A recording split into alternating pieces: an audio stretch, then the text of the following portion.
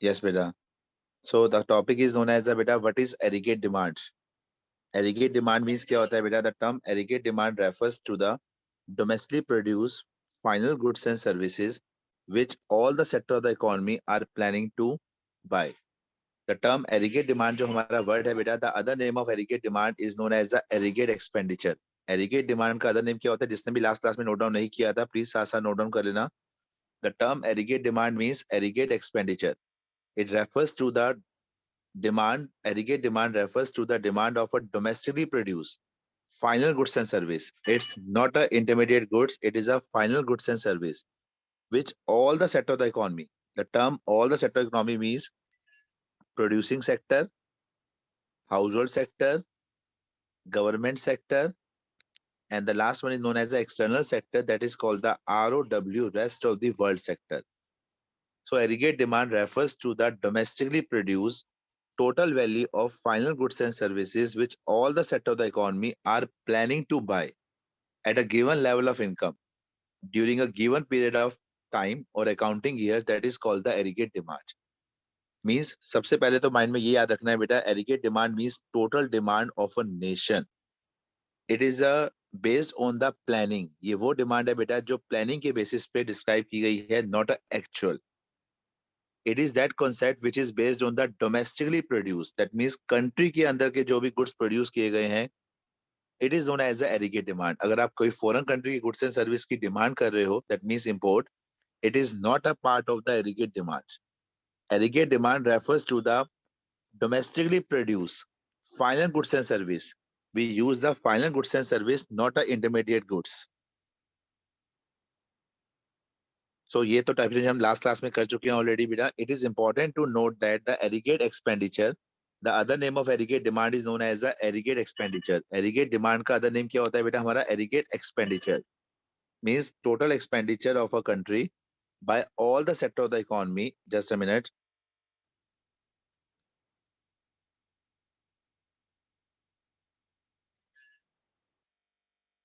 Yes बेटा, aggregate demand refers to the total expenditure of a domestically produced final goods and service, and it refers to the planned expenditure. It is not an actual expenditure. We use the word, it is called the planned expenditure. Even ये पूरा whole chapter जो हम describe कर रहे हैं, it is on the basis of planned.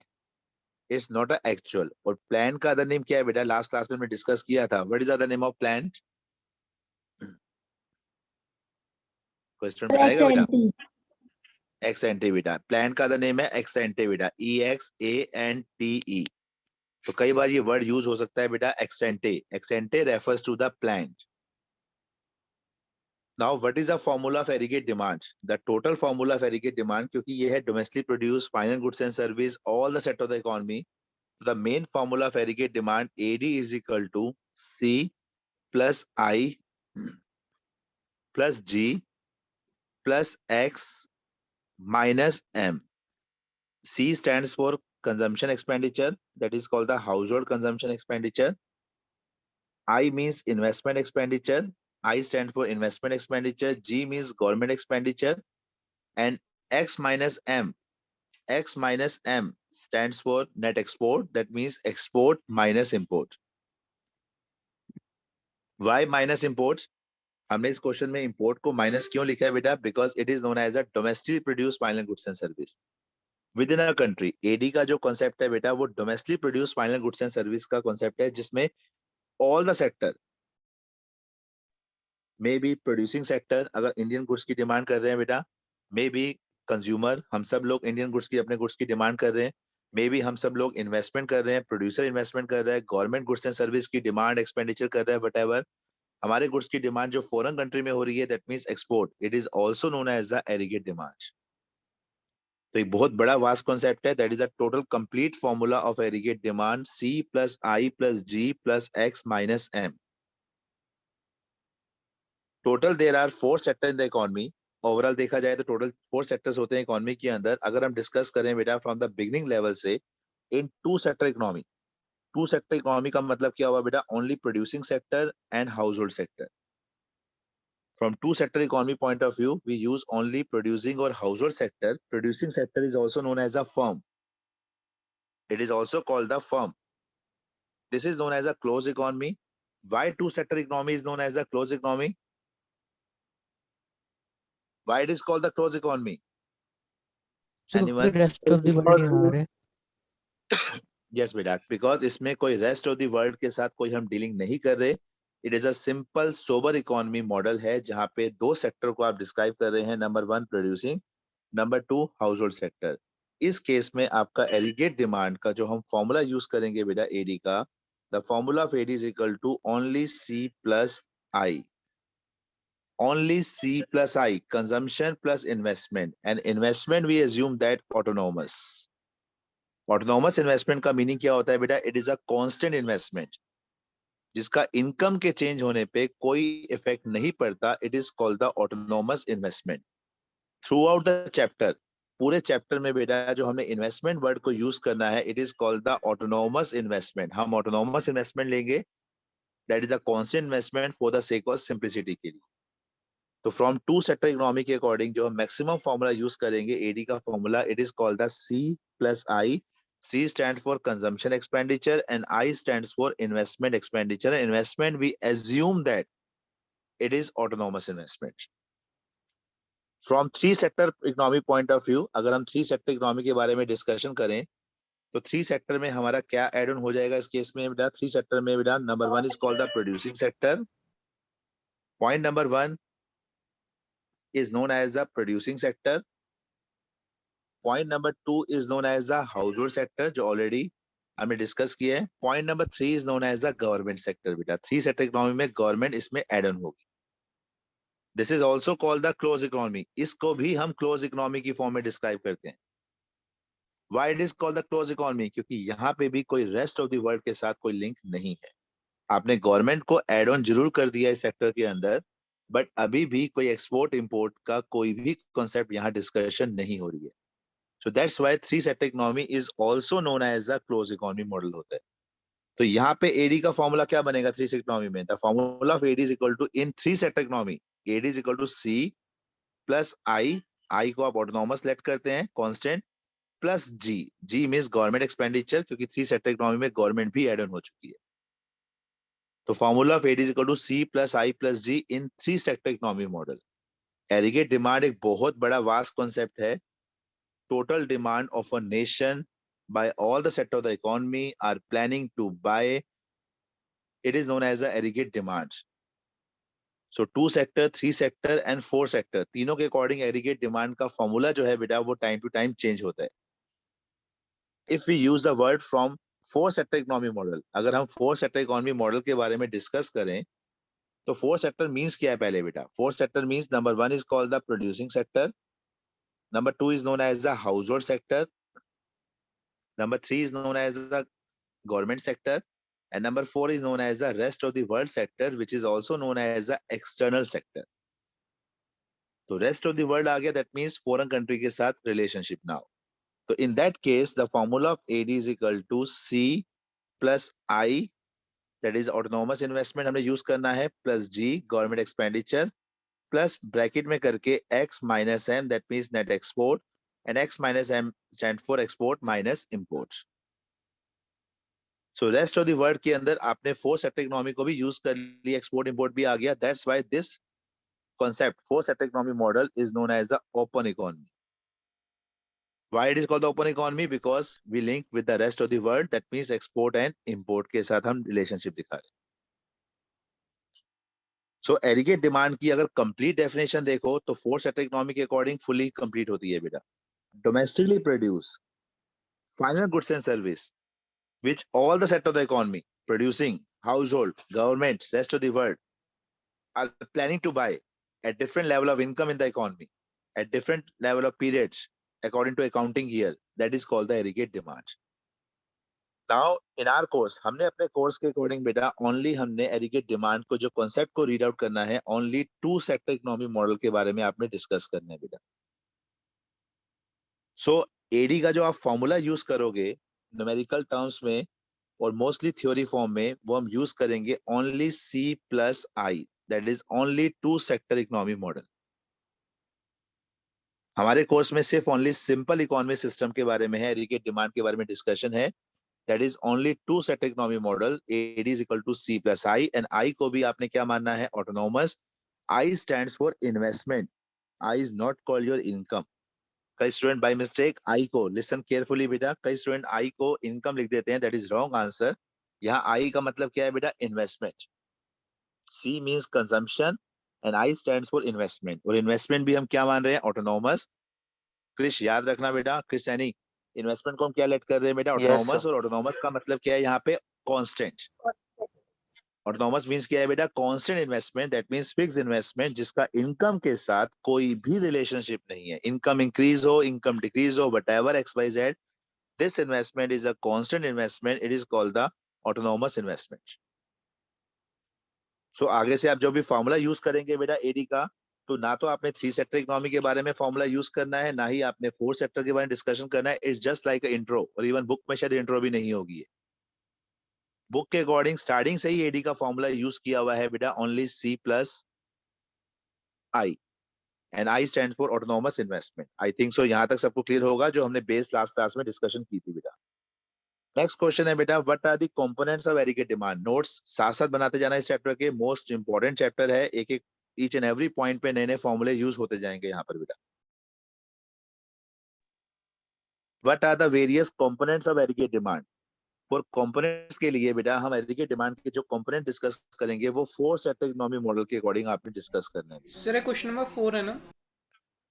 हाँ may be बेटा question number 4 होगा जो उस समय लिखवाया था बेटा. लास्ट क्लास में ये भी हो गया था ना बेटा. नो सर, लास्ट क्लास द में तो कंपोनेंट इंड्यूस्ड ऑटोनोमस फंक्शन में डिफरेंस हुआ था. तो लास्ट ये हम कर रहे थे कि induce investment and autonomous investment, investment का डिफरेंस. और ये भी हो चुका था बेटा. आई थिंक सो ये ऑल्सो हम यस कर सर, ये चुके हैं भी बेटा हो इस गया क्वेश्चन था। को. यस सर होगा. कंपोनेंट्स हो चुके थे बेटा. हाँ इससे Yes, पहले हो गया. क्वेश्चन नंबर 2 ही था बेटा. The components of aggregate demand. What are the various components of aggregate demand? तो components aggregate demand का फॉर्मूला ही तो है. नंबर 1 component private और household consumption expenditure. Private और household consumption expenditure. As your income increase, consumption expenditure is also increase. पूरे chapter में, whole chapter में आपने जो डिस्कशन करनी है with respect to income. The symbol of income is known as a Y. Income का symbol हमारे यहाँ पे क्या यूज होगा बेटा, वाई. As income increases, अगर आपकी इनकम इंक्रीज होगी तो obviously, but obviously consumption is also increase. Income decrease होगी तो कंजम्पशन इज आल्सो डिक्रीज होगी. There is a direct relationship between income and consumption. That means our consumption is total depend on the, हमारी consumption जो है बेटा वो हमारी disposable income के ऊपर डिपेंड करती है. तो there is a direct relationship between income and consumption. Point number 2 is known as a investment expenditure. Investment expenditure, अगर हम प्रोड्यूसर के अकॉर्डिंग इन्वेस्टमेंट के बारे में डिस्कस करें, तो from producer point of view investment is that part which is use as a capital formation, जो capital formation के लिए यूज होता है. Addition to the stock of capital, capital formation, it is called the investment. Plant machinery में increment होना, it is called the investment expenditure. तो investment expenditure producer के according जिससे प्लांट मशीनरी उसमें इंक्रीज हो रही है, बिजनेस में उसका प्रोग्रेस हो रहा है, it is called the investment expenditure describe किया जा रहा है. But for the sake of simplicity के लिए we assume that autonomous investment, बार बार रिपीट किया जा रहा है चैप्टर में तो सबको लर्न होना ही चाहिए बेटा. इन्वेस्टमेंट एक्सपेंडिचर जो हम इन्वेस्टमेंट लेट करके चल रहे हैं बेटा, एज्यूम वी नो दैट अगर आपकी इनकम ज्यादा होगी तो जनरल टर्म्स में इन्वेस्टमेंट ज्यादा करोगे. तो वो इन्वेस्टमेंट कौन सी होती है बेटा, वे जो income increase investment also increase, वो इंड्यूस कौन सी Induce. इन्वेस्टमेंट होगी, इंड्यूस इन्वेस्टमेंट बेटा. बिल्कुल राइट आंसर, गुड. ऐसे ही आंसर देते जाओ साथ साथ बेटा. जिस जब आपकी इनकम के साथ इन्वेस्टमेंट में भी चेंज आए, as income increases investment is also increase, income decrease investment also decrease, direct relationship income investment, it is called the induced investment. But we use in our formula, अपने numericals में हम जिस investment के बारे में discuss करेंगे वो हम use करेंगे autonomous investment. Why we use autonomous investment? हम क्यों autonomous investment मान रहे हैं यहाँ पर, क्योंकि हम assume कर रहे हैं, क्योंकि एरिगेट डिमांड एक बहुत बड़ा वास्ट कॉन्सेप्ट है बेटा. आप अपने घर की चीजों को टोटल नहीं कर सकते कि आपके घर के अंदर टोटल कितने आइटम्स हैं, कितने गुड्स एंड सर्विस हैं. एरिगेट डिमांड, टोटल एक्सपेंडिचर, एरिगेट डिमांड का नेम है एरिगेट एक्सपेंडिचर. टोटल एक्सपेंडिचर करना, टोटल एक्सपेंडिचर का प्लान करना बेटा, इट इज कॉल्ड एरिगेट डिमांड. तो एक टोटल चीजों को काउंटिंग करना कितनी हम डिमांड कर रहे हैं बेटा is not a easy task. That's why for the sake of simplicity के लिए, only for the sake of simplicity के लिए we assume that investment is autonomous investment. It is a constant investment लेके चल रहे हैं. Next point government expenditure. अब government 3 sector economy model के अंदर आ जाती है, बट कंपोनेंट्स की फॉर्म में government expenditure is a part है। Government expenditure is a summation of government consumption plus government investment. Government consumption in the form of administrative service of the country, defence of the country, to maintain the law and order के लिए government जो भी consumption expenditure कर रही है whatever X Y Z, तो country को run करने के लिए it is called the government consumption expenditure. While government investment expenditure just like a flyover बनाना, बड़ी बड़ी इंडस्ट्री सेटअप करना बेटा, न्यू मशीन्स को परचेज करना, whatever, it is called the government investment expenditure. दोनों का समीशन हमारा आएगा गवर्नमेंट एक्सपेंडिचर के पार्ट के अंदर। Net export, net export refers to the export minus import. Net export stands for export minus import. Export जो आपकी country goods की डिमांड फॉरेन कंट्री में की जा रही है, yes it is a part of AD का पार्ट है क्योंकि domestically produce goods and service है। माइनस इंपोर्ट, वाई भी माइनस इंपोर्ट, क्योंकि आप फॉरेन कंट्री गुड्स की डिमांड कर रहे हो बेटा इंपोर्ट में, तो एडी तो domestically produce goods and service होता है ना, इंपोर्ट कहां से आ गया, तो इंपोर्ट को माइनस करो उससे। That's why we use the concept net export, export minus import. So these are the components of aggregate demand. Is it clear all students beta? Yes, Components. sir. Yes, sir. So next question Yes, sir. जो हमने किया था class में revision की थी बेटा, concept किया था, it is called the difference between induce investment and autonomous investment. Difference between induce investment and autonomous investment बेटा। Induce investment in general terms as our income increases, जैसे जैसे हमारी इनकम राइज होती जाती है बेटा, वी हम इन्वेस्टमेंट मोर एंड मोर करेंगे, तो that is called the induce investment. Induce investment is generally done for the profit motive. इसका मेन मोटिव है प्रॉफिट जनरेट करना। आपकी इनकम इंक्रीज हो रही है, आप इन्वेस्टमेंट को इंक्रीज करोगे, there is a direct relationship between income and investment, it is called the induce investment for your profit motive. while autonomous investment, it is a constant investment, it is a fixed investment which is generally done for the social welfare, not for profit motive। ये वो investment है जो profit motive के लिए नहीं की जा रही है, only for social welfare के लिए, it is called the constant investment from differentiate point of view। Induced investment is income elastic। Elastic means क्या होता है? Elastic means change। The term elastic means change, that means as income change this investment is also change। आप diagram में check करो बेटा, see this diagram, this is a diagram of induced investment। Exam में diagram बना आ गया, जो इस chapter में आते हैं मोस्टली डायग्राम्स, आपके सामने डायग्राम बना आ गया, पूछेंगे किस टाइप की इन्वेस्टमेंट ये डिस्क्राइब हो रही है बेटा, जहां पे आपकी इनकम एक्सेसिस पे शो कर रहे हैं, इनकम आपको राइज दिख रही होगी, इंक्रीज, इन्वेस्टमेंट आपकी ऑलवेज इंक्रीज हो रही है इस केस में, तो this is known as a induced investment, that means it is income elastic. Income के चेंज होने पे ये इन्वेस्टमेंट भी टाइम टू टाइम चेंज हो रही है। Income increase, investment is also increase, direct relationship. while autonomous investment is income inelastic, इसका मतलब है इनकम के चेंज होने पे ये इस इन्वेस्टमेंट में चेंजेस नहीं आ रहे हैं बेटा। This is a constant investment, it is a parallel to X axis. Which investment is constant investment? Autonomous investment. Which Autonomous. Investment is parallel to X axis? Autonomous investment. Which investment is income inelastic? Exam में तो कोई भी word आ जाएगा बेटा। Which Autonomous investment is in, investment. yes, which investment is income inelastic? It is called the autonomous investment, it is parallel to x axis। See this diagram बेटा, income is shown on the X axis, आपकी income increase हो रही है, income decrease हो रही है बेटा, but this investment is parallel to X axis. Investment में कोई चेंजेस नहीं आया, इन्वेस्टमेंट स्टिल वही की वही है। I stand for investment, this is called the constant investment. Fixed investment बेटा, दोनों डायग्राम को आप चेक कर सकते हैं। Autonomous investment this one, and induced investment this one. Sir the एक बार डायग्राम आप ऑफ इंड्यूस्ड दोबारा बता इन्वेस्टमेंट सकते हो, इज, नेटवर्क इशू था। the diagram of induced investment is, the diagram of induced investment is, Ayush वही टॉपिक चल रहा है लास्ट क्लास वाला ही बेटा।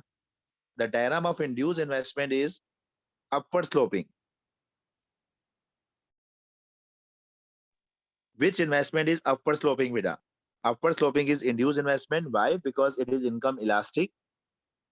इनकम के चेंज होने पे ये इन्वेस्टमेंट में टाइम टू टाइम चेंज आता है बेटा। there is a direct relationship between income and investment, it is called the induced investment। while autonomous investment, income is income inelastic, as income change this investment doesn't change. This investment is parallel to x-axis. It is constant investment as a whole. So is it clear यहाँ तक सबको बेटा? Induced versus autonomous investment. Tisha, Vansh, Yukti, Tejas बेटा, Sia, Darsh, Manya. Yes. जानिया clear बेटा? Sahil, Priyanshu, Pranav, Yes, Praveen sir. बेटा, Parul, Naman, क्या government Manit. Expenditure और इन्वेस्टमेंट में क्या अंतर हुआ? गवर्नमेंट एक्सपेंडिचर बेटा, गवर्नमेंट जो एक्सपेंडिचर कर रही है is a summation of government consumption and government investment. Government expenditure is a summation of government consumption and government investment. दोनों का समीशन है बेटा. आयुष, गवर्नमेंट Okay, जो sir. Regular day to day expenditure के लिए अपनी कंजम्पशन कर रही है वो for maintain the law and order को मेंटेन करने के लिए, फॉर नॉर्मल जनरल पब्लिक को सर्विस प्रोवाइड करने के लिए गवर्नमेंट जो अपने एक्सपेंडिचर कंजम्पशन एक्सपेंडिचर कर रही है, such as free street light provide by the government, free vaccination provide by the government, free education system provide by the government. It is government consumption. और government investment means जो profit motive के लिए normally की जाएगी बेटा, different purpose है बेटा. ठीक है Ayush? So that is the sir difference between government the induced. Investment को हम ऑटोनोमस इन्वेस्टमेंट कहते हैं. Generally beta we can say that हम गवर्नमेंट को generally we can say that देखो see this one, it is generally done by the government sector. ये वो investment होती है autonomous investment generally government sector करता है, क्योंकि गवर्नमेंट ही तो बेटा सोशल वेलफेयर के लिए इन्वेस्टमेंट करती है.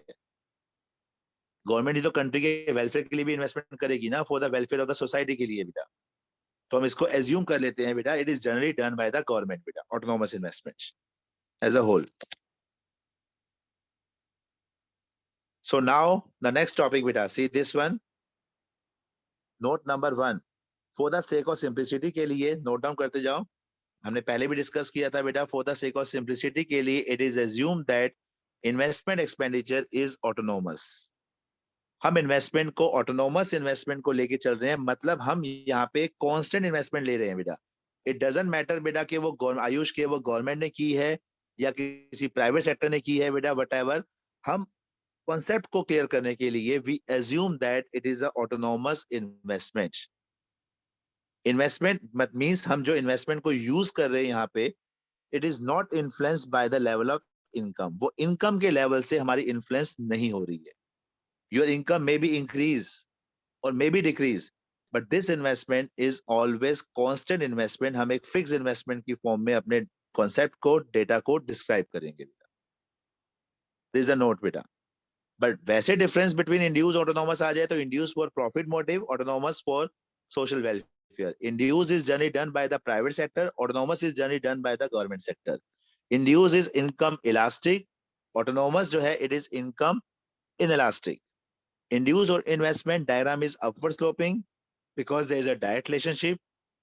Autonomous investment is generally parallel to x-axis. It is a constant investment because it doesn't matter income increase or decrease. This is a fixed investment. So now start the next question.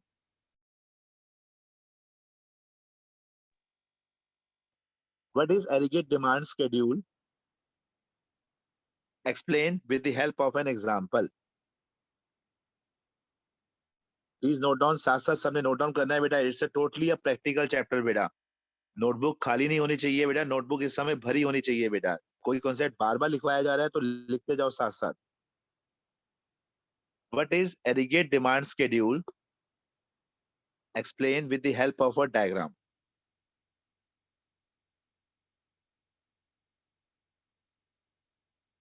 What is aggregate demand schedule? क्या होता है aggregate demand schedule बेटा? Schedule means क्या होता है बेटा? Schedule means Representation. time period, or we can say the Table. Schedule means table. timetable. The term schedule refers to a table बेटा. That means it's a tabular representation. आप कई बार पढ़ के आ चुके हैं schedule के बारे में बेटा. It It's a tabular means we have to representation. done our work on a particular time in this particular timings, we can say. हाँ, but On this इसमें बेटा particular concept क्या है बेटा? Aggregate demand schedule means it is a tabular representation. AD का formula क्या होता है बेटा? What is the formula of AD? C plus I. C plus I. From two set economy model के according, the formula of AD is equal to C plus I. So what is aggregate demand schedule? Aggregate demand schedule refers to the tabular representation of consumption and investment corresponding to different level of income. That means income के वो schedule, वो table जो relationship दिखाता है किसके बीच में बेटा, consumption और इन्वेस्टमेंट के बीच में, corresponding to different level of income के साथ। That means as your income change, तो आप अपनी कंजम्पशन में और इन्वेस्टमेंट में कितना चेंज करते जा रहे हैं, दोनों का समीशन कितना आता है, एडी में क्या क्या चेंजेस आ रहे हैं बेटा आपकी इनकम के लेवल के बेसिस पे, it is called the aggregate demand schedule.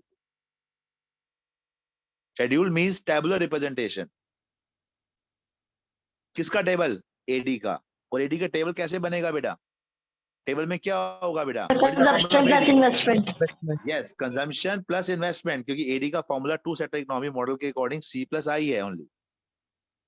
So that table will show the relationship between consumption and investment corresponding to different level of income. इस पूरे चैप्टर में आपने किसके साथ लिंक करना है बेटा, सिया, साहिल, इस पूरे चैप्टर में आपने किसके साथ लिंक करना है बेटा, इनकम के साथ बेटा। होल चैप्टर को आपने विद रिस्पेक्ट टू इनकम के साथ पढ़ना है बेटा। तो कंजम्पशन और इन्वेस्टमेंट में कितना चेंज आ रहे हैं विद रिस्पेक्ट टू इनकम के लेवल के चेंज होने के साथ साथ, it is called the aggregate demand schedule. तो नोट डाउन, सासा नोट डाउन करते जाओ। Aggregate demand schedule refers to the tabular representation,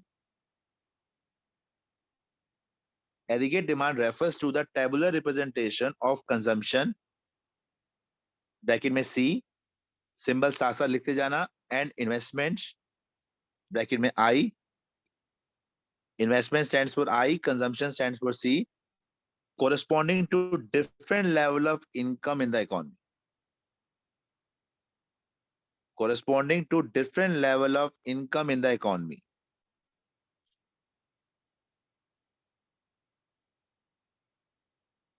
Why use the word C and I only? क्योंकि एडी शेड्यूल के बारे में आप डिस्कस कर रहे हो बेटा, और एडी का ही फॉर्मूला हमने डिस्कस किया टू सेक्टर इकोनॉमी मॉडल के according, it is called the C plus I. तो वो टेबल जो रिलेशनशिप दिखाएगा सी और आई के बीच में corresponding to different level of income के साथ साथ, it is called the aggregate demand schedule.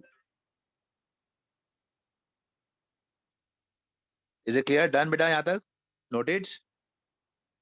Yes, sir. Yes. Next line, aggregate demand depends upon the level of income. Aggregate demand का मतलब क्या था, एग्रीगेट एक्सपेंडिचर। तो एग्रीगेट डिमांड डिपेंड करती है लेवल ऑफ इनकम पे। Aggregate demand depends upon the level of income in the economy. Generally, there is a direct relationship between income and the level of aggregate expenditure. Generally, there is a direct relationship between income, that means Y, and the level of aggregate expenditure in the economy. That means as income increase, aggregate expenditure is also increase. Income decrease, aggregate expenditure is also decrease. There is a direct relationship between income and aggregate demand or aggregate expenditure. Noted?